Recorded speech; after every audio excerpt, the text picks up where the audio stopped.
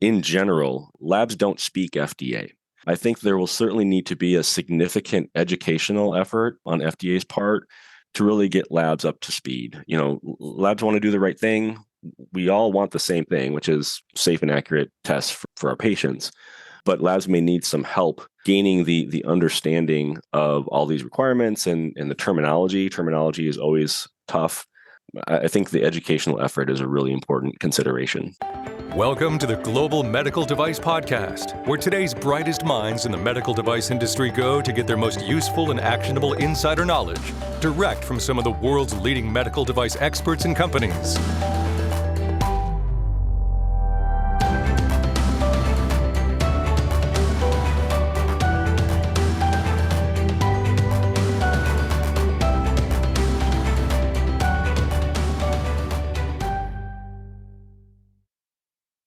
Across the globe, visionaries and innovators are building the future of medical devices, devices that redefine boundaries, extend possibilities, and improve the quality of life for millions of people. But every innovation encounters obstacles, regulatory complexities, data management hurdles, evolving quality standards. Transitioning from prototype to the patient is filled with challenges. There are a multitude of regulations and requirements that can get in the way. Many teams have inherited or relied on legacy tools, outdated systems, and manual processes that can move the product lifecycle backward rather than forward, turning potential medical breakthroughs into nothing more than long-held ideals that just couldn't quite make it. Time is of the essence, and with every delay in getting to market, the potential to change real lives for the better gets diminished. And this is where Greenlight Guru can help. Our suite of purpose-built solutions helps companies modernize quality management, streamline design and development, improve clinical trial operations, and keep up with industry trends and changing regulations. Ultimately, getting high-quality medical devices to market faster and keeping them there. We help companies pivot from pitfalls to progress, moving devices forward, not backward.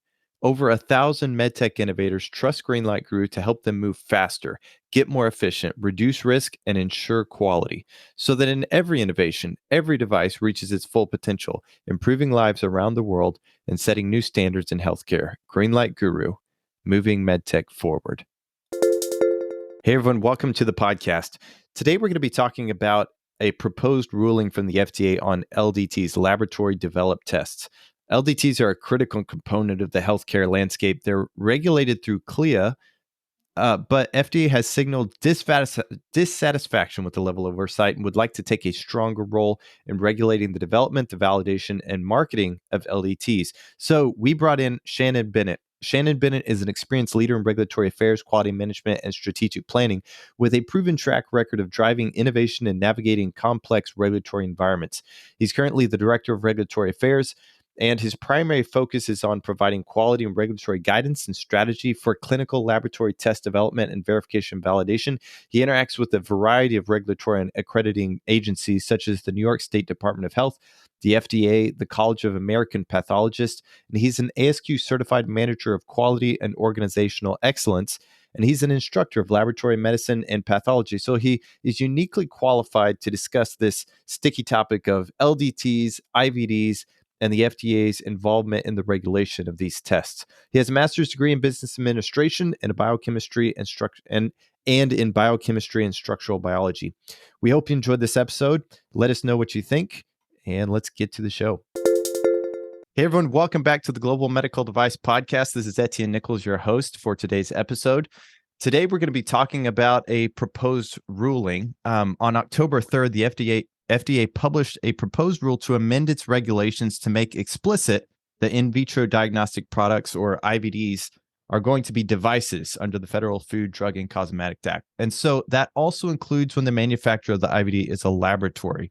And included in this proposed rule, which we'll get a little bit more detail in just a minute, but is the idea that they're going to phase out the FDA's historical general enforcement discretion approach to laboratory developed tests, or LDTs.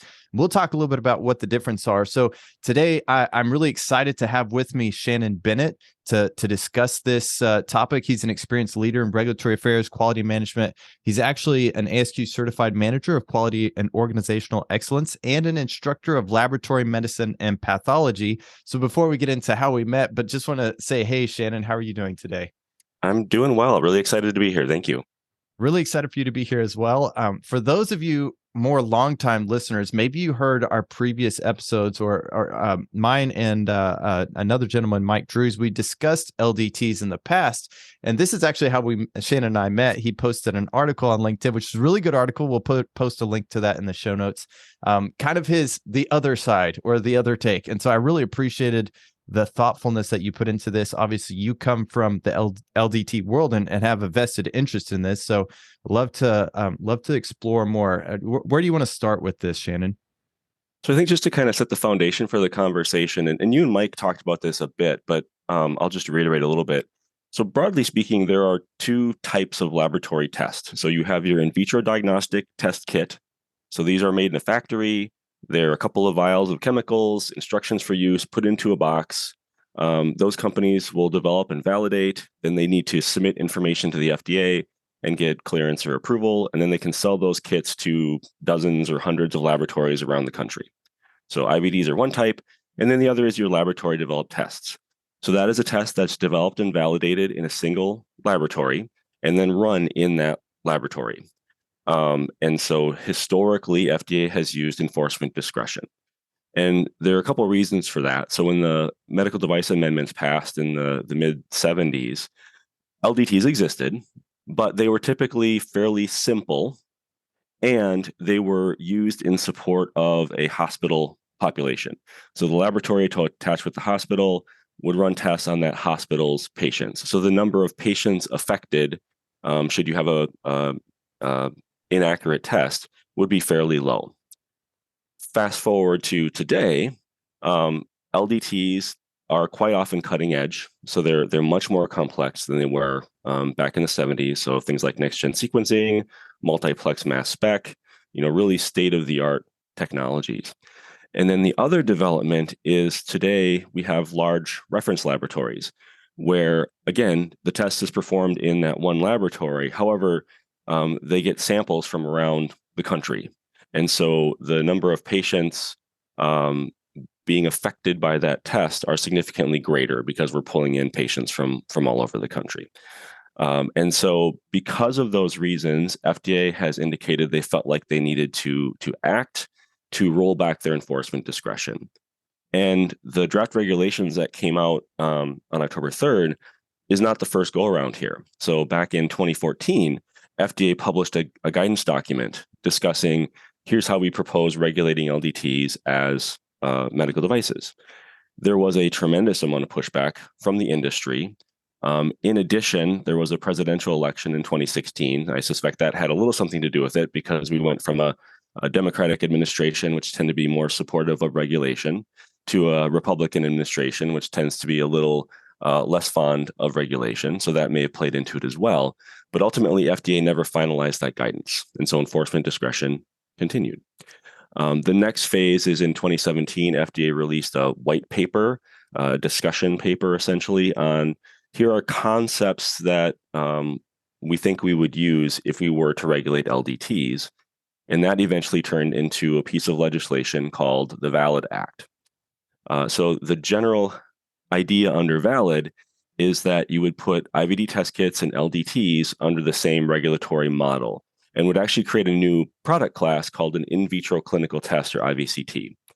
Now that's beneficial because today IVDs are medical devices and there's a little bit of a round peg square hole problem there where it's not necessarily a great fit. So IVCTs would be a new class of product that would be a better fit, the argument would be, for IVDs and LDTs. So VALID had two shots at being included with legislation last year, being added onto legislation. And in both cases, it was pulled at the last minute. So VALID did not pass. So this year, FDA took another look at things. So they've tried guidance, didn't work. They tried legislation, didn't work. So the other option available to them is notice and comment rulemaking. And so that's what we saw on October 3rd, where essentially they are now proposing to roll back their enforcement discretion for LDTs and consider them to be medical devices like IVD test kits. So I think the interesting thing is the regulations are several dozen pages, but the actual regulatory change is like a sentence, which is LDTs are medical devices now. That's basically it. And then lots of additional detail. I have a quick question about this, just because the Valid Act, I know you've seen the different iterations of that, and we're really close with that. What would be the difference in changing the IVDs to the IVCT? Is that the acronym that they're using? And then I assume putting LDTs under that same IVCT category. Is that accurate? Yep. And then, so what would be the difference had the Valid Act passed versus what they're talking about doing now? So I think broadly speaking, the draft regulations that came out a couple weeks ago are more restrictive. And I think that's just the bottom line, is that they are more restrictive than what Valid kind of envisioned.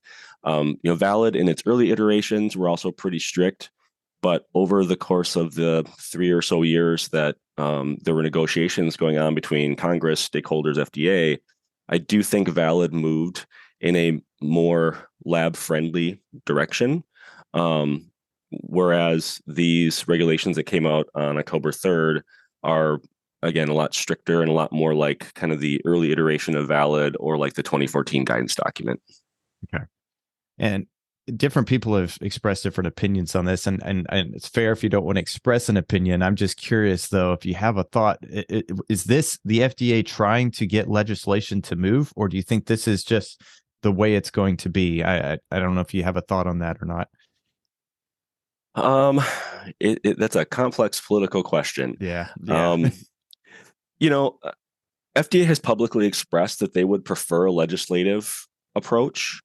But they've also been very clear that since the Valid Act didn't get over the finish line last year, that they feel like they have to go the regulation route. Yeah. There is a little blurb at the very end that just talks about, I'm trying to remember, I think it's section 13, other issues for consideration. It talks about how that the FDA recognizes that there are new bills that potentially could change the legal status of this. So they do kind of give that little caveat at the very end there. But okay, we kind of have to move forward with what is happening then. So what are your thoughts? You mentioned there's just a very small sentence that really is changing anything. What are the implications for LDT or laboratories who are producing LDTs? What are the implications? Significant, I think, potentially. And so FDA goes into that a little bit. By their calculations, they have a pretty wide range of what they think it would cost the laboratory industry to move into compliance.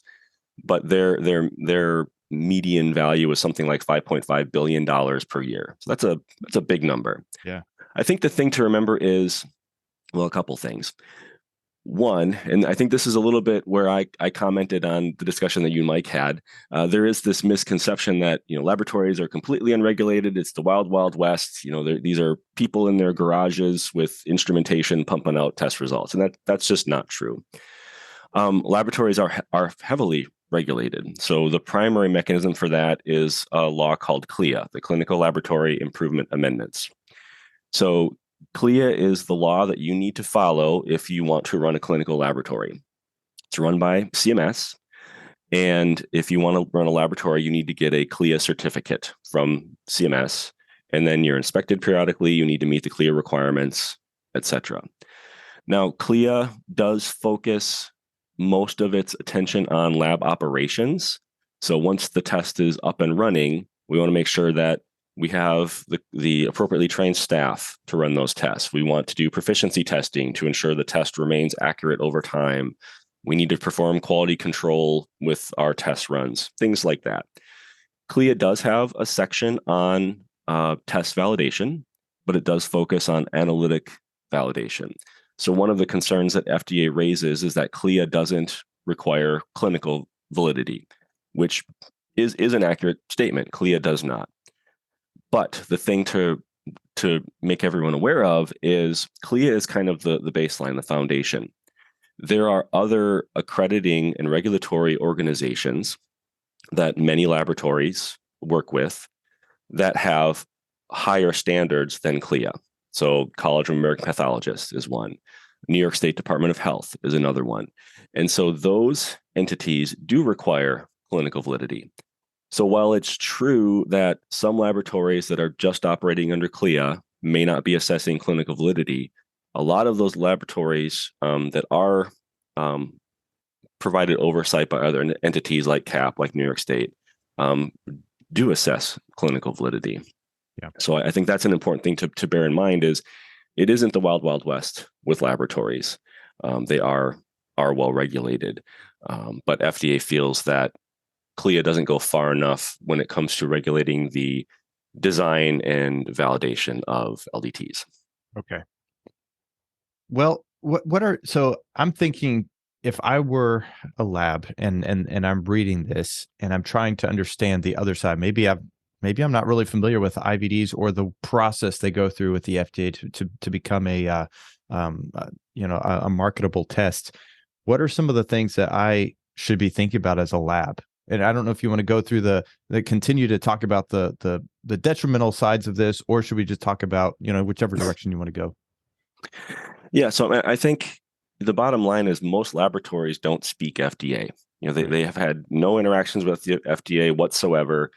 If FDA were to regulate LDTs, the learning curve for your typical laboratory would be very high. So that's first. And then, of course, there would be significant potentially costs involved, $5.5 billion per year per FDA's estimate. And I think that is because laboratories would need to gather documentation. FDA does have some different additional requirements for documentation they'd like to see that laboratories may not have, that they would have to generate. You get the submission process itself, and then whatever back and forth you have with FDA as you try to get approval for your test. So the learning curve for labs is huge. And I think there are lots of different kinds of laboratories, right? So you might have a really niche laboratory where they've got like 3 LDTs and that's all they do. And then on the other end of the spectrum, you've got like many academic medical centers where they've got a test menu of maybe 1,000 lab developed tests. So the idea of trying to gather submissions for 1,000 LDTs in the 4-year transition period in the regulations is incredibly daunting. It would certainly be a very expensive proposition. So I think many laboratories are going to be faced with a difficult decision-making process of, do we want to mess with the FDA at all, or do we shutter our doors? Or if I'm an AMC, for example, I can't afford to submit 1,000 tests to FDA. I can only do 100. So maybe we need to start prioritizing. We're only going to focus on these tests, and these other tests we're just going to stop offering. So I think there is a legitimate concern about patient access and innovation as well. Again, that's just taking existing tests off the market. But moving forward, if I'm a laboratory and I've got a really innovative technology that I'd like to develop a test for, today I could bring it up as an LDT. Again, validate it, high quality test. But in a future state, if I also have to go through FDA, that might be hoops that I don't care to go through. And so I won't bring that test up. And FDA does, call that out in the draft regulations. They say something along the lines of, we recognize that some laboratories may opt to take their tests off the market due to resource constraints or whatever the case might be. And they essentially say, we're comfortable with that because we think the benefit to patients outweighs those tests going off the market. And I think that's going to be a point of significant contention between the lab industry and FDA. Yeah, because there's no grandfathering in. Correct. Yeah. So Valid Act had grandfathering. So what that basically meant is if you had a test on the market prior to X date, it would be grandfathered. So essentially you would not need to retrospectively submit documentation to the FDA, which really helps address some of that administrative clerical burden issue. The draft regulations don't have grandfathering explicitly. So hypothetically, a laboratory would need to submit every single LDT, or at least assess whether they need to submit every single LDT to the FDA. Now, interestingly, this isn't just draft regulations, it's also a bit of an RFI because FDA asks some specific questions, and one of them is around grandfathering. So should we consider grandfathering a subset of tests? What should those tests be? And what evidence can commenters provide that would demonstrate that grandfathering would be okay? So they're at least leaving the door open to discussing the possibility of grandfathering in the draft regulations. Yeah, I was just looking at, I hadn't read the comments. Maybe you can speak to some of the comments or some of the bigger comments that have come through. It seemed like there were a lot. I want to say upwards of 500 comments came through for this proposed ruling. I don't know. Have you looked at any of those yet, or? I was monitoring. So one challenge too is the fact that, again, FDA did this in 2014. So if folks are looking at historical comments, just be careful. You're looking at the current 2023 regulations and not the 2014 regulations. Okay. But I do expect there to be many, many comments here. Certainly labs are going to comment. Professional societies are going to comment, and I imagine individuals will comment as well. So I expect there to be a significant number of comments to this regulation. So one of the things I noticed when I was reading through, I mean, it's kind of early on, or somewhere in the proposed ruling, it talks about the different stages. Is what a 4-year rollout Correct. Of this program. And maybe before we go into that, I'll just comment on something you said previously about the no grandfathering in. Previously, I'd heard some people speaking kind of positively about the FDA and how they are sort of learning from EUMDR, the European Medical Device Regulation, and how it has stretched on and on and on because just companies are deciding to let their CE marks expire rather than jump through all the hoops that the EUMDR is requiring. And so this is almost seems like a bit of a step in the wrong direction as far as that image. But I don't know. Let's talk a little bit about the stages that they've laid out, though. Can you speak to some of those? Sure. So FDA basically has a 4-year, what they consider a phase out policy. So they're phasing out enforcement discretion, which means they're phasing in regulations, is another way to think about it. So in year 1, they are phasing in adverse event reporting. So as a laboratory, if I have an adverse event with one of my LDTs, I would need to submit that in some way to the FDA. So I think this is a little bit challenging. So laboratories have, many laboratories, I would hazard to guess, probably all laboratories, have mechanisms to track adverse events. But the challenge is not all adverse events are created equal. So for example, if I'm a technologist at the bench and I forget to add one of the chemicals to my setup and the run fails and I have to repeat it, that's an adverse event as far as lab is concerned. But it's not due to a problem with the design of the test, the LDT, it's human error. Another example is I set a blood tube on a bench, it rolls underneath the bench, and I don't find it for a couple of days. It's now outside stability. I have to cancel that test. Nothing to do with the test, completely, human error. I don't imagine FDA wants to hear about those things because, again, it has nothing to do with the test itself. And in addition, that really falls more on the CLIA side of things because it's lab operations. I think FDA is primarily concerned with, do you have any design flaws with your test? Is your test giving a lot of inaccurate results? Those kinds of things. So I guess one general comment I have is I think FDA, should these regulations become finalized, we'll certainly need to develop some additional guidance documents for laboratories to help us, frankly, understand expectations. Because again, I don't think they want to get slammed with thousands of adverse events that really have nothing to do with the test itself. So that's year 1. Year 2 is registration and listing. So every laboratory that wants to continue performing or developing LDTs would need to register with the FDA and then would need to list information about their test. So again, most, if not all, laboratories have an electronic lab test catalog, which will include things like the test name, sample requirements, the methodology used, interpretation, guidance, etc. So that's all things that FDA is probably interested in for their listing database. So labs have that information. Going off of what was invalid, FDA, I think, may also want some performance characteristics. So what's the accuracy of your test, the precision, etc. So labs likely have this information, but it is still a clerical burden to provide all that information to FDA, but they do provide a year for that to occur.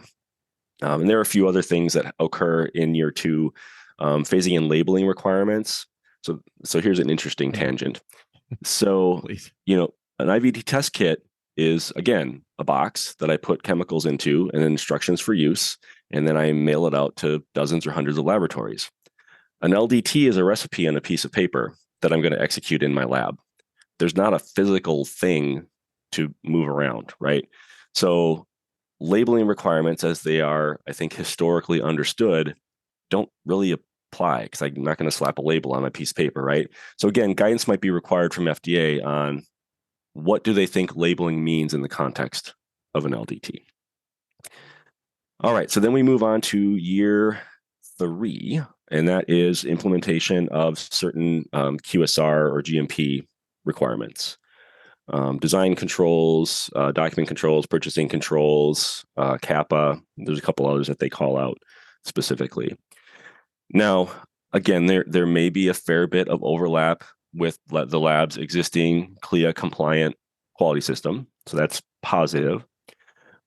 Speaking specifically about design controls, thinking about what are my customers going to want, what does my lab need for this test, et cetera. These are thought processes that labs go through today. I mean, they think about all these things. We don't necessarily write them down, though. So I think that's going to be a bit of a change for laboratories, is just the documentation expectations of FDA are going to be significantly greater than I think labs are used to. Yeah, that makes sense. So I'll pause there. Any questions on the first 3 years? Because that's when things get exciting after year 3. Yeah, one quick question. So you mentioned the accuracy and precision of the test. I've heard IVDs, and I don't know, I'm not as in tune with the IVD and LDT communities as you are, but I have been speaking with some IVD professionals recently, and they talk about the requirements for their accuracy and precision that they feel like it's higher than what an LDT is required. What is your take on that, or your thoughts? I mean, I can't really speak on specifics because every test is going to be different. I can say that every single laboratory is run by an MD or PhD laboratory director. These are people who are very well experienced. The tests are performed by medical technologists who have CLIA required educational backgrounds in life sciences or clinical laboratory science. So there's a lot of expertise in the laboratory. And so we really rely on our lab directors' experience and expertise. Certainly, as necessary, we'll reference things like CLSI guidance documents or other guidance as we develop our validation studies. But I think the level of rigor and the level of quality in LDTs is equal with IVDs, broadly speaking. Okay. The other thing was the QSR or the GMP requirements. I am just personally curious about that, not being as familiar with what CLIA requires. I know that there's going to be some overlap because I know CLIA requires quality system. What are some of you already mentioned design controls, but are there any other aspects that may not have overlap that may require additional lift? So I think there will be quite a bit of overlap. I think it's a question of degrees. So like CAPA, for example. A laboratory may do CAPAs in certain circumstances. FDA may expect CAPAs done in other circumstances. So labs may just need to expand what they do for that. Purchasing controls, labs, certainly manage their reagents and validating that new lots work and tracking and so on and so forth. Again, FDA may expect have slightly different requirements or slightly more requirements. So it's kind of a matter of degree. I think the Venn diagram of QSR and laboratory quality system, there's a fair bit of overlap there. But again, there are concepts that labs are not familiar with, at least not by what FDA calls them. Design controls is a great example. Yeah.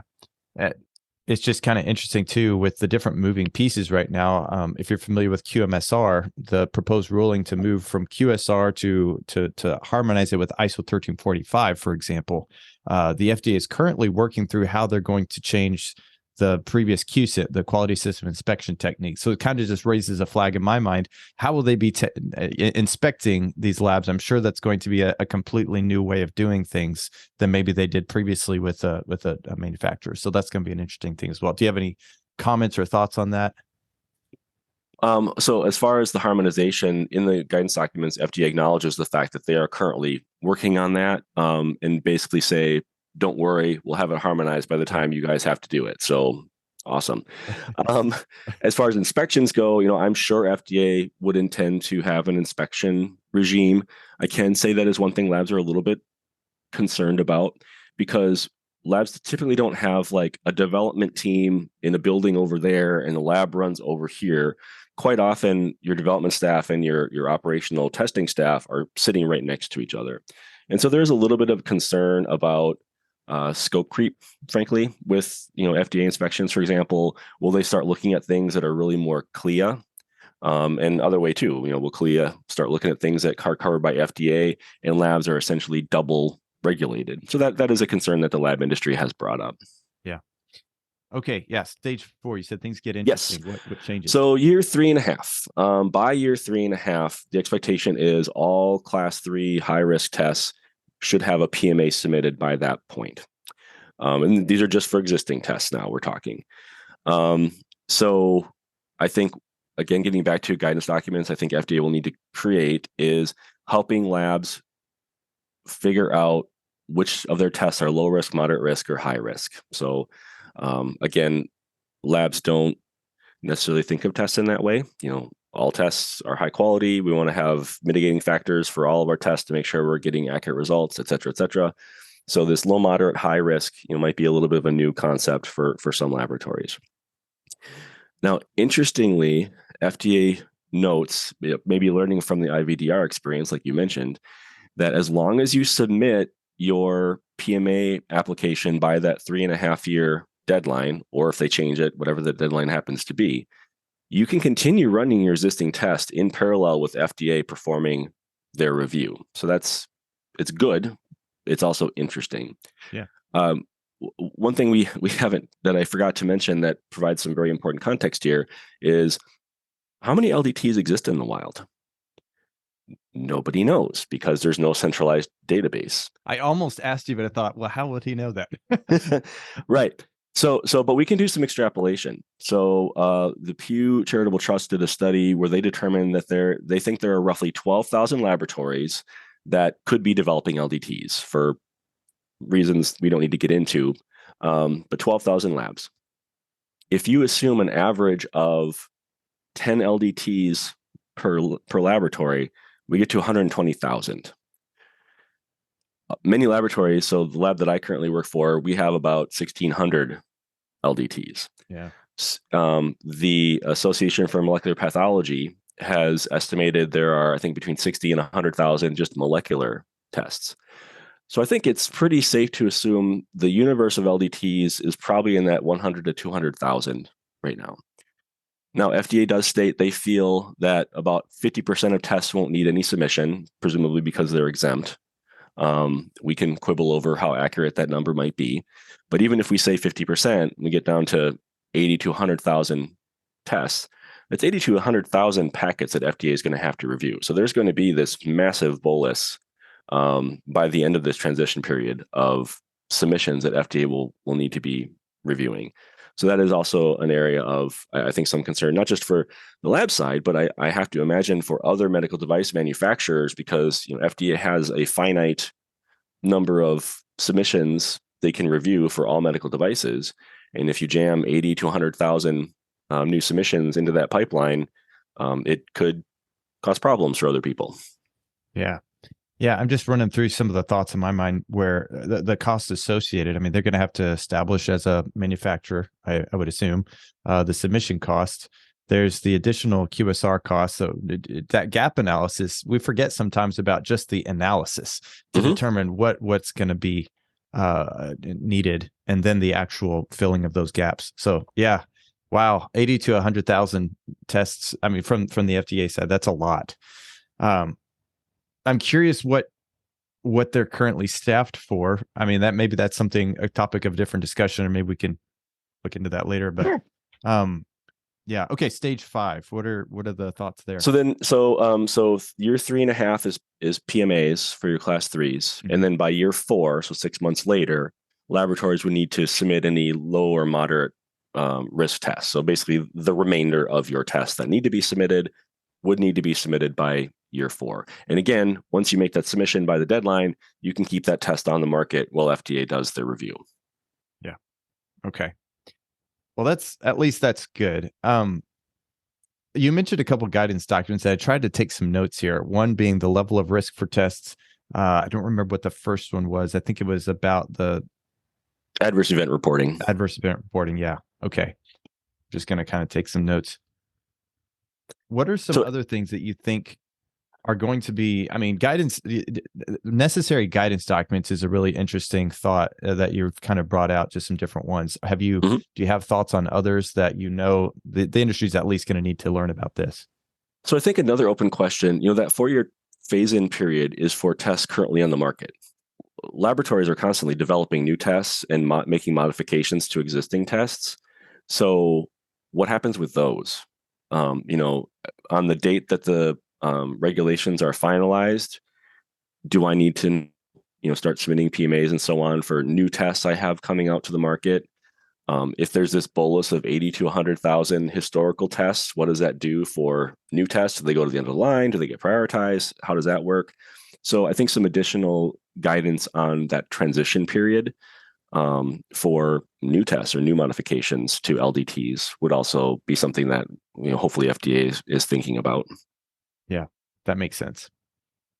If we went back to design controls, you mentioned that, and just like any good engineer, you think about the process of design controls, but you don't always write it down. And the design inputs, design outputs, controversy, or what's the user need versus design input. I am seeing that as that would be a difficult thing to really apply in this situation, I suppose. And I don't know what your experience is with design controls, how much you've dealt with it. Are there any specific things within that whole process that you see as we may need some guidance regarding this? Well, I think not even just with design controls, but in general, as I think I mentioned before, but labs don't speak FDA.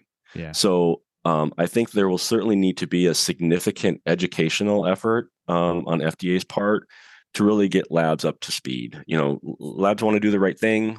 We all want the same thing, which is, safe and accurate tests for our patients.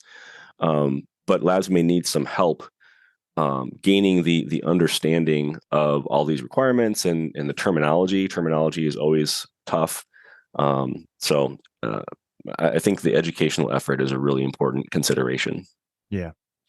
Well, I appreciate you walking me through those. What are the other things missing in this before we switch gears? Because I would like to talk about, comments you have and things that you would change if you have. I know you likely have an opinion about that, but anything else we missed, assuming things don't really change regarding the proposed ruling? I think the one thing I'll flag, there was a really interesting concept in the VALID Act that isn't in these regulations called technology certification. It's kind of I think of it as a center of excellence approach, where a laboratory could submit a test to FDA using a particular technology, as well as some supporting quality related documentation. FDA would review that test. Let's say it's in mass spec, and would review all that documentation and say, "Hey, laboratory X seems to really know what they're doing with mass spec testing. We're going to give them technology certification," meaning they can continue implementing new mass spec tests and modifying mass spec tests, and don't need to be making constant submissions. So that has the dual benefit of reducing the submission burden on the laboratory, which is something that is a major concern, but also reduces the review burden on FDA. They have some assurance that laboratory X knows what they're doing with that technology and can kind of let them do their thing. Now, FDA has stated they don't feel that they have the statutory authority today to use such a concept. And so you don't see something like that in the draft regulations. But it sure would be nice to try to figure out a way to make that tech cert or center of excellence like approach work. Because again, I think it'd really be a win-win for both lab and for FDA. Yeah, it's almost as if showing the practice of medicine. We know what we're doing. You don't have to worry about us. That makes sense. How would that? Do you have comments on how that would work specifically? I mean, you said it was in the Valid Act, but any additional details regarding that? I think Valid laid it out pretty well. Yeah. Yeah. Yeah. Okay. Well, if the Valid Act had passed and we were looking at an IVCT for both LDTs and IVDs, obviously it feels like it would take the IVDs a little bit away from the FDA to a certain degree. But what would that look like regarding the industry and LDTs and IVDs? What would change versus what we're looking at right now? Under a valid construct. Right. So I think it would actually make the IVD manufacturers' lives a little easier because they'd still be regulated by FDA, of course. But I would argue that the IVCT concept, that new product type, would be more fit for purpose, I guess, for IVDs. So I have to imagine there are some things that are a little bit challenging for IVD manufacturers to document or demonstrate today under medical device that would maybe be a little bit easier in a more fit for purpose regulatory construct. Yeah, that makes sense. So as far as timing goes, this 60 days after it's published is when it would come into effect, is what they say, but we don't know when it would be published. Just looking at previous proposed rulings and some of the time that it takes, I don't know if you have a thought or if you've talked to anybody who knows, but I guess at least a year, but I don't know if that's accurate. Well, I think the thing that cloudies the water is the fact that next year is an election year. Right. So I think FDA is going to be motivated to get it out sooner than later. There is a 60-day comment period to December 4th. I imagine there's going to be a lot of comments that FDA will have to wade through.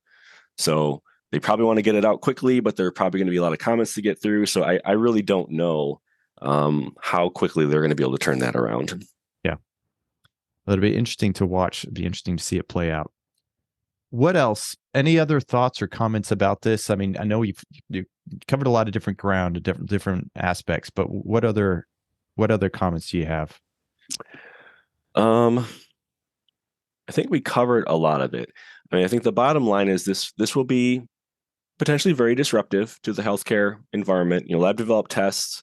There are studies that have shown that 70% of the information in the medical record is due to laboratory testing. So obviously they play a really important role in the healthcare environment. And I think I'm just hopeful that however this plays out, that the disruption to the healthcare industry will be minimized, because at the end of the day, we want to make sure that patients have access to high quality, accurate tests. Do you have advice to labs that are experiencing or seeing this for the first time, ways to get ready or something they should be doing right now? Well, I think the first priority, excuse me, is comment. So again, comments are open until December 4th. I would highly encourage everyone, whether you're a lab or you're an other IVD manufacturer, to make your voice heard. FDA really relies on subject matter experts like all of us to, make suggestions and tell them about things that might have unintended consequences or things they're not thinking of. So I just highly suggest that everyone submit comments to the FDA on these draft regs. As far as what can labs do to prepare, it's challenging because you don't want to get too far ahead of where the regulations are, right? Yeah. So I think the bottom line is this is definitely something to pay attention to. It's not a time for panic, but it's a time to keep an eye on what's going on.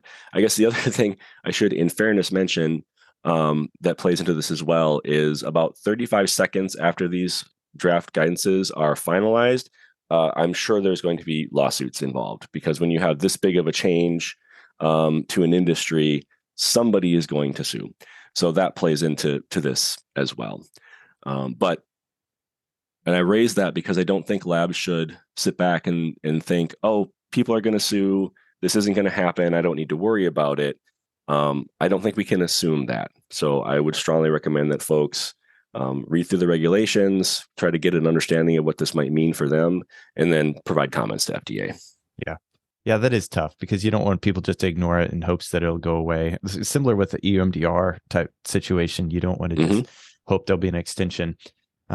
Okay, that makes sense. So, wow, you brought up an interesting point with the timeline. I mean, if they do want to move quickly, that could be. I mean, it could be as much less than the year. So that'd be interesting. Um, Very cool. Well, thank you so much for coming on. I really appreciate you going through the proposed ruling. It'll be interesting to watch this. Maybe we'll have to do a follow-up episode once the published one comes out. We can talk a Sure. little bit more if that's interesting. Yeah. Where can people find you if they want to reach out? Is that okay if they reach out to ask direct questions? Any thoughts? I'm on LinkedIn. I'm always happy to talk shop. I can't provide regulatory advice or anything, but I'm always happy to talk about what's going on in the regulatory arena, in the diagnostics testing arena. Okay, we'll put a link in the show notes so that people can find you. And again, thank you so much for coming on the show. We'll let you get back to it. Thank you so much for listening. If you enjoyed this episode, reach out and let us know either on LinkedIn, or I'd personally love to hear from you via email. Check us out. If you're interested in learning about our software built for MedTech, whether it's our document management system, our CAPA management system, the design controls risk management system, or our electronic data capture for clinical investigations, this is software built by MedTech professionals for MedTech professionals. You can check it out at www.greenlight.guru or check the show notes for a link. Thanks so much for stopping in. Lastly, please consider leaving us a review on iTunes. It helps others find us. It lets us know how we're doing. We appreciate any comments that you may have. Thank you so much. Take care.